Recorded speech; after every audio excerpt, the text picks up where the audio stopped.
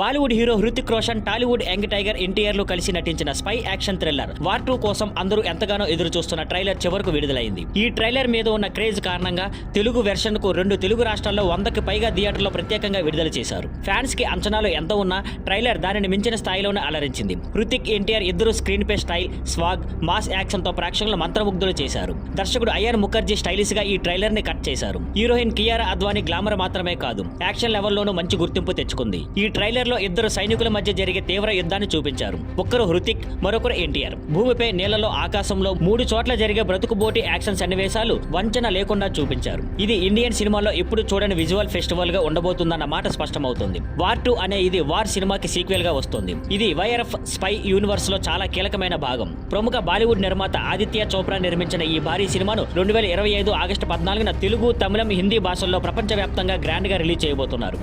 Thank you for watching. Please like, share and subscribe.